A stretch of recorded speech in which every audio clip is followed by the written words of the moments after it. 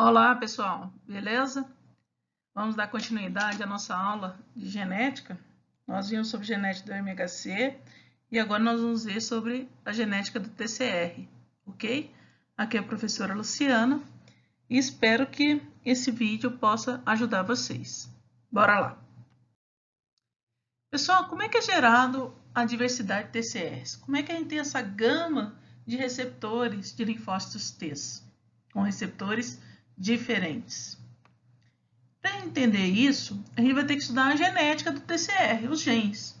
E a gente tem que ter noção que isso que a gente vai aprender hoje acontece durante o processo de formação do linfócito, o amadurecimento dele. E isso, inicialmente, o que nós vamos ver que chama recombinação somática de genes, ocorre a partir de células-tronco da medula óssea e das células progenitoras linfóides, que elas têm os genes ainda intactos para a imunoglobulina e TCR. Como nós vamos ver nessa aula sobre TCR, a gente vai falar dos genes TCR. Em uma outra videoaula, a gente vai falar dos genes da imunoglobulina, ok? Então, bora lá! Olha aqui, pessoal, vamos relembrar aqui a estrutura do TCR básico, que é aquela formada de cadeia alfa e beta, do mesmo tamanho, ok? A gente tem um domínio variável da cadeia beta, região constante da cadeia beta, variável da cadeia alfa, região constante da cadeia alfa. Essa região aqui é que vai formar a fenda que vai reconhecer o peptídeo que é apresentado no MHC, ok? Então, essa região é de variabilidade, essa região é constante. Nós vamos ver que aqui nós temos vários genes para codificar essas regiões V-beta e V-alfa, ok? Algumas regiões no TCR são mais hipervariáveis que outras. Essas regiões que têm maior diversidade são chamadas de CDRs, regiões de hipervariabilidade ou regiões determinantes de complementariedade. E ela dá uma maior especificidade para o peptídeo que vem no MHC, ok? Então, voltando, a gente tem aqui o TCR alfa-beta, que é o mais comum, onde essa pequena região aqui é que tem variação, região variável. O TCR gama-delta também tem a região variável, também tem os genes. Então, existem os genes para codificar a cadeia alfa, os genes para codificar a cadeia beta, os genes para codificar a cadeia gama e existem os genes para codificar a cadeia delta. E é uma expressão poligênica, ok? Olha aqui então, a cadeia alfa tem a região variável, ok? Essa região variável, ela é codificada pelos genes VJ. Já a cadeia beta, a região variável dela é codificada por 3 genes, VDJ. O que significa VJ, D? V significa gene variável, D do gene de diversidade e J de junção. Então, a cadeia alfa só tem 2 genes, V e J. A beta tem 3 genes. Esses genes V, D, J, eles são alelos múltiplos. Então, nós temos um armário V, um armário de J, um armário de D, com vários alelos. Então, tem V1, V2, V3, D1, D2, D3, D4, J1, J2, J3, ok? Já a região constante só tem o gene constante alfa e constante beta, que não vai ter diversidade. O rearranjo desses V's, desses J's, gera diversidade na região variável da cadeia alfa. A combinação de V, D e J de cada um alelo aqui gera a região variável da cadeia beta. Primeira cadeia formada no TCR é a cadeia beta. Então, o primeiro rearranjo que existe é VDJ, depois que é o rearranjo VJ. Tudo bem? E qual a quantidade desses alelos? Como é que é esse polimorfismo desses VDJs e VJs? A gente vai ver no próximo slide. Olha aqui o que existe, meninos. Nós temos aqui cadeia beta, onde tem região variável, D, tá vendo? Os alelos Ds e os Js. Então, essa região aqui, VDJ, a gente escolhe um alelo de cada para poder montar a região variável da cadeia pesada. Então, eu tenho uma diversidade, um estoque de genes que a gente tem dentro do cromossomo 7 e a região constante. Já a cadeia alfa, olha lá, ela tem 45 alelos V's e J. Então, aqui não tem D, ok? Então, se os senhores olharem aqui, ó, aqui tem 50 alelos, tipos de alelos Vs, e o D e o J. Já a cadeia alfa tem 45 alelos Vs e 50 alelos Js, ok? E a cadeia alfa aqui, tudo bem? Dentro desse cromossomo 14 que codifica a cadeia alfa, também está o gene que codifica a cadeia beta. Aí variável delta, né? Variável D, DJ. Então nós temos V, D, J também na cadeia delta. Já na cadeia gama, que está no cromossomo 7, perto aqui da cadeia beta, a gente tem regiões variáveis J. Aqui não tem D, ok? Então, o gene D de diversidade aparece na cadeia delta e na cadeia beta, beleza? Como funciona isso, né? Como funciona essas montagens dos TCRs? Para a gente entender, eu vou fazer uma analogia com vocês aqui. Meninas, imagina o sonho de consumo desses armários aí, tudo disponíveis para nós. Esse closet, com roupas, saias, sapatos, calças, tudo diferentes. A gente pode cada dia fazer um novo look, né? Fazer uma diversidade. Então, você imagina que lá no cromossomo 7, lá na cadeia beta, você tem esse armário. E quando o linfócito vai escolher a roupa que ele vai usar, ele escolhe, então, uma camisa, uma saia e um sapato. Então, ele escolhe um V, um D e um J. Ok? A região constante não muda, o que muda é a região variável. Então, ela faz combinação dessa região variável, que é o que reconhece o MHC com peptídeo. É o que muda. Isso ocorre durante a formação dos linfócitos. Depois que o linfócito surge, que está pronto, já é um linfócito maduro, ele não muda mais isso. Então, isso que nós vamos aprender, que se chama recombinação somática de VDJ e VJ, ocorre lá no timo, durante a formação do linfócito T, e é um rearranjo de DNA, é lá na linhagem germinativa. Então, corta-se o DNA, depois não tem como mais. Então, de novo, para a gente entender essa recombinação somática, eu tenho lá cadeia alfa, região variável, está no cromossomo 14, e os genes VJ. Cadeia beta, região variável, né? O gene codifica a região variável da cadeia beta, está no cromossomo 7, e tem o VDJ, ok? E aqui a cadeia delta, está no cromossomo 14, VDJ, e a cadeia gama, que está no cromossomo 7, VJ, aquilo que eu mencionei no outro slide. E lembrar que, então, esses genes da região variável são alelos múltiplos. Então, tem V1, V2, V3, V4, D1, D2, D3, D4, ok? J1, J2, J3, vários alelos. Então, senhores, imaginam aqui a cadeia beta do TCR, onde nós temos aqui os genes V, D e J, ok? E há um estoque de alelos. Então, isso aqui é o guarda-roupa, meninos. Tem um estoque de blusas, de saias e sapatos, ok? VDJ. Isso aqui é o que vai montar os looks. Região variável da cadeia beta. E aqui é a região constante. Quando o linfócito está sendo produzido, né, ele vai fazer um rearranjo aqui, um corte nesse DNA, através da RAG. A RAG é uma enzima que ativa a recombinação. Então, imagina aqui que pegou o alelo D1 com o J4 aqui, juntou esses dois. Então, começa com um rearranjo DJ. Depois, essa enzima vai para fazer o rearranjo VTJ, fazendo uma quebra na dupla fita DNA. Imagina que escolhe V1 e ficou essa região variável, V1, D1, J4.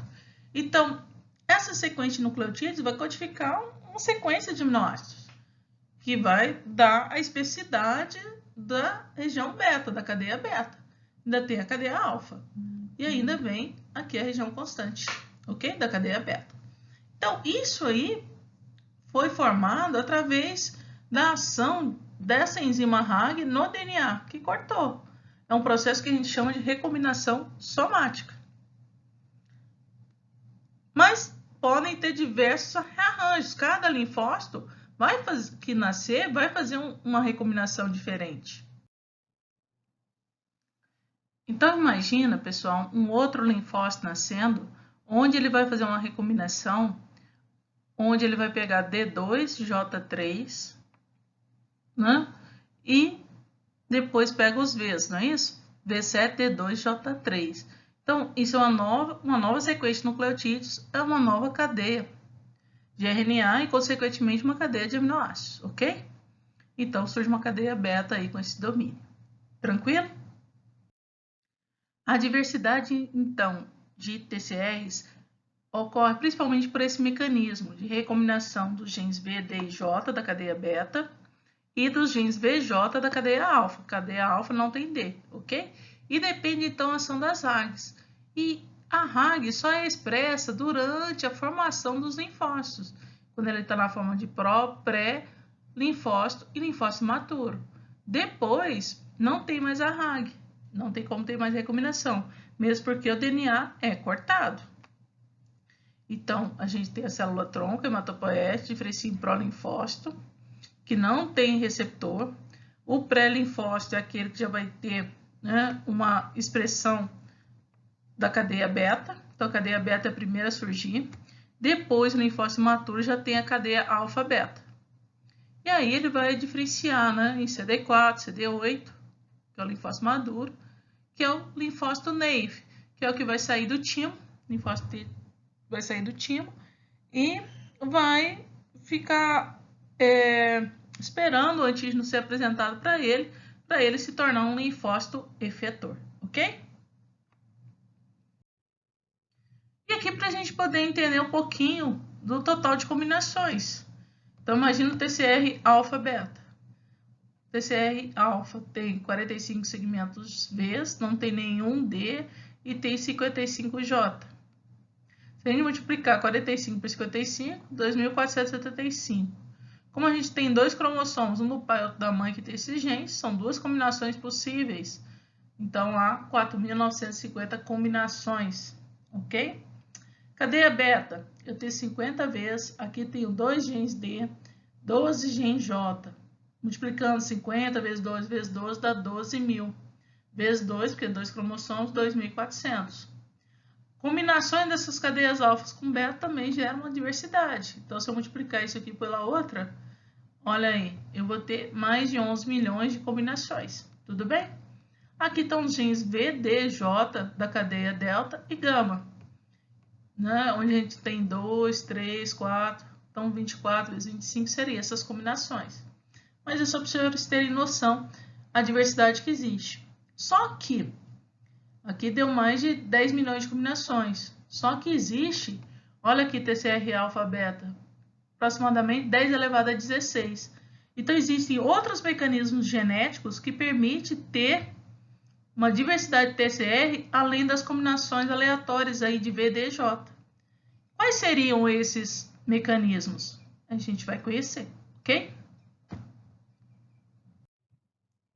Então, o que gera essa diversidade de receptores do TCR?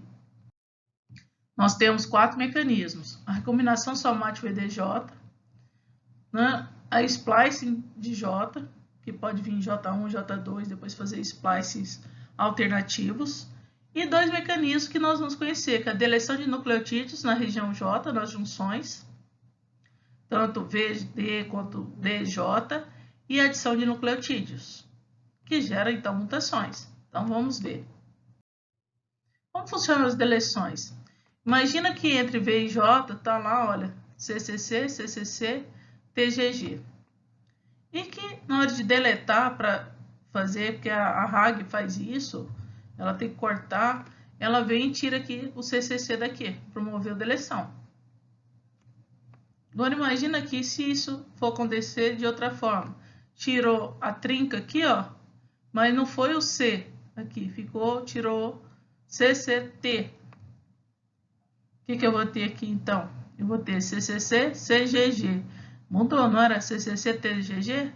Então, essa deleção foi feita de forma diferente nas junções entre os genes V e J e levou a uma diversidade de nucleotídeos. Então, pode causar deleções nas junções, beleza?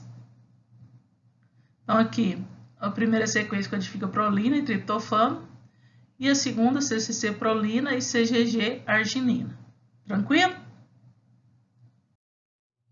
E outro mecanismo que acontece é a inserção de nucleotídeos, adição de nucleotídeos, através de uma enzima chamada TDT, que é uma desoxinucleotidiltransferase. Essa TDT, ela adiciona nucleotídeos entre D e J, ou seja, na cadeia beta. Cadeia alfa não tem D e J, então uma inserção de nucleotídeos.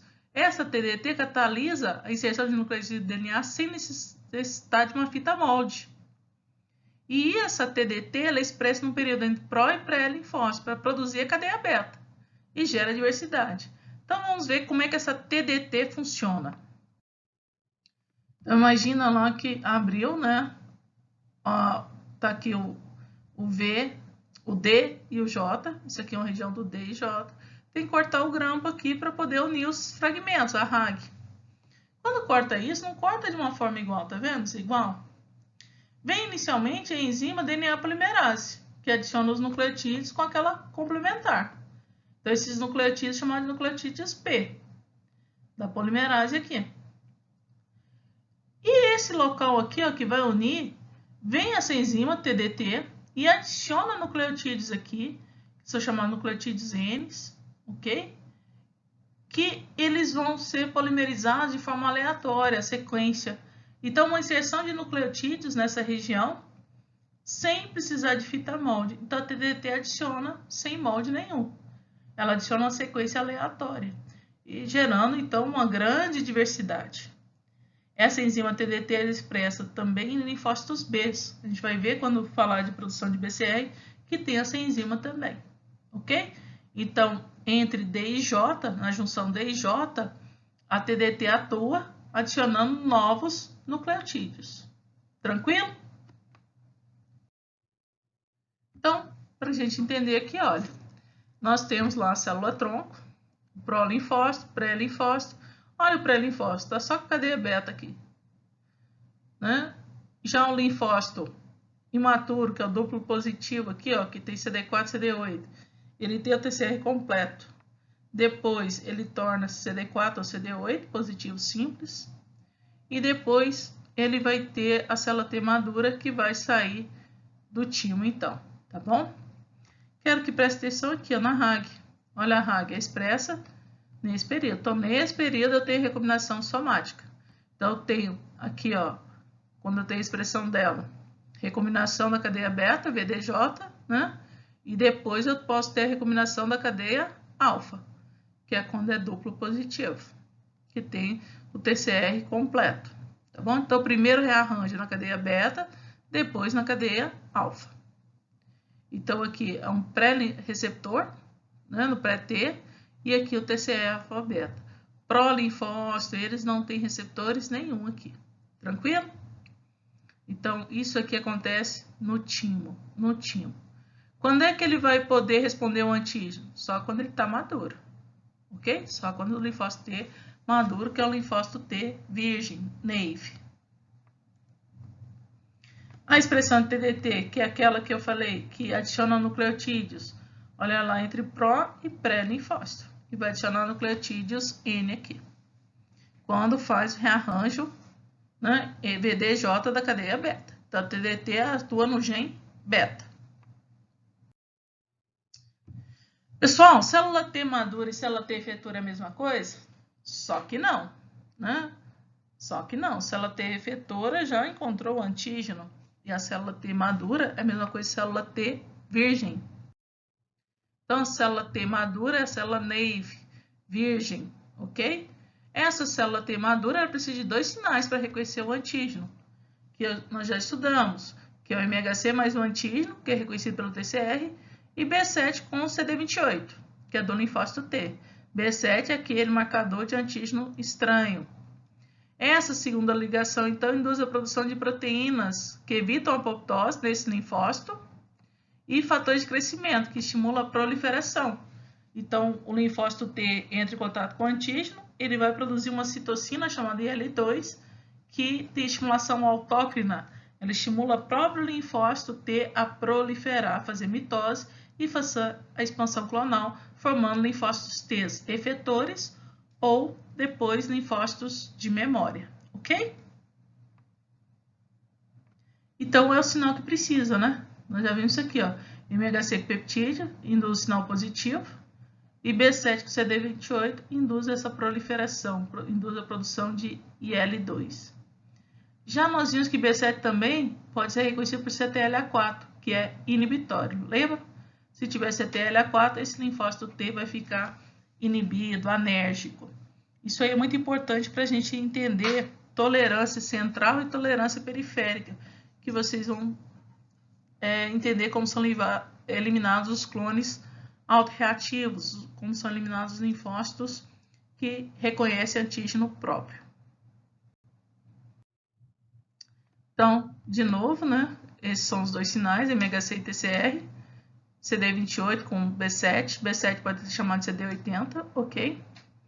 E aqui quando a inibição, CTLA4. CTLA4, então, é importante para finalizar a resposta imune, tudo bem? E a célula para de fazer mitose, vai ficar em G0, vai tornar-se uma célula anérgica, que nós falamos, anérgica. Então, o processo de amadurecimento dos linfócitos T, como os senhores sabem, ocorre no timo, a partir então de células progenitoras da medula óssea. E está associado então com a expressão dos genes para TCR, com a seleção induzida por antígeno, que depois vai selecionar aqueles linfócitos, né, os linfócitos que têm alta afinidade, eles morrem, tem uma seleção negativa e positiva. E essa maturação inicial é caracterizada por uma alta atividade mitótica, que é estimulada pela citocina IL-7.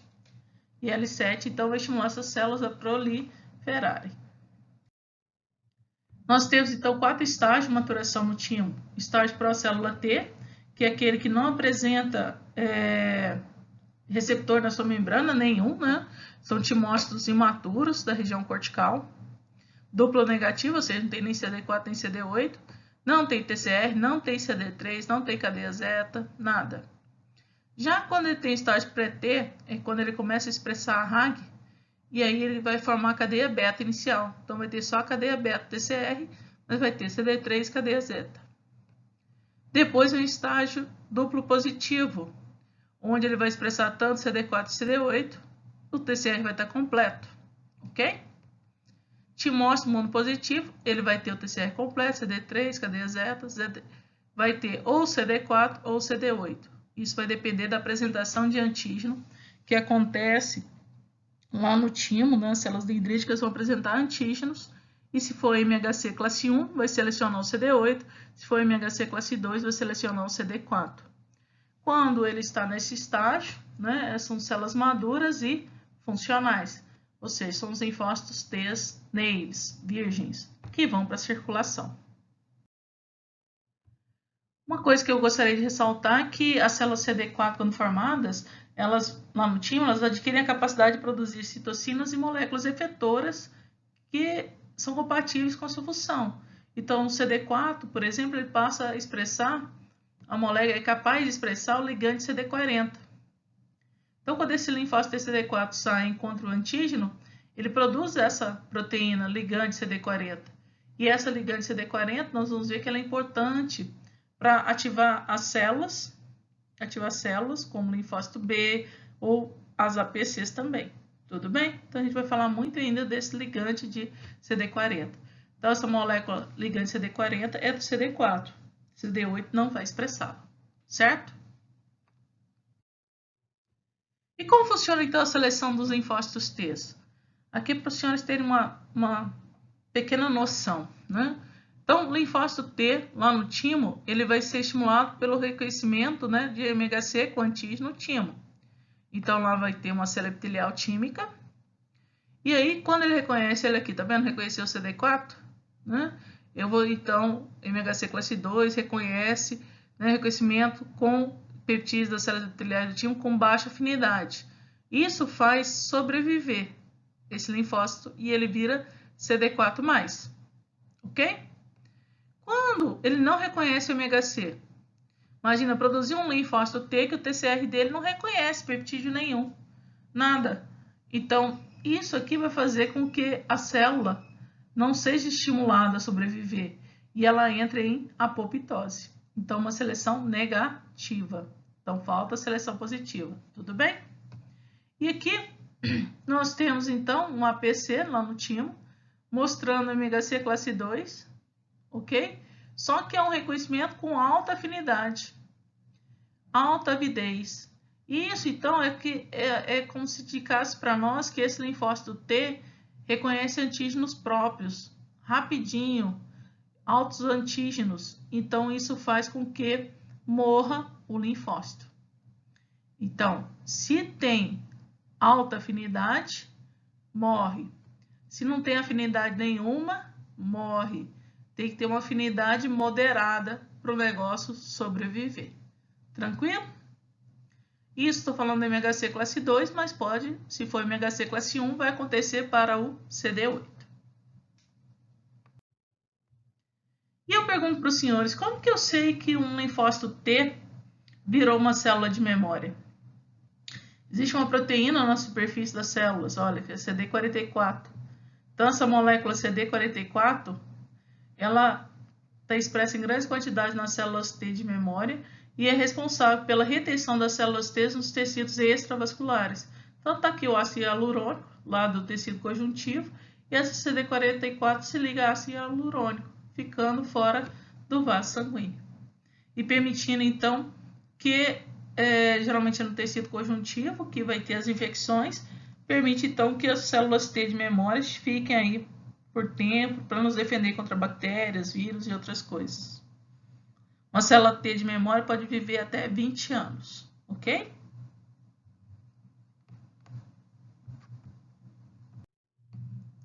Bem, pessoal, tudo bem? Ficou claro aí o que é esse amadurecimento de linfócitos T, como essa diversidade de receptores TCRs. Toda sorte, senhores podem ler aqui o livro do Abas, né? Que a gente está trabalhando ele já há 2 videoaulas, né? E se tiverem dúvida, anotem para a gente poder discutir depois, ok? Muito obrigada.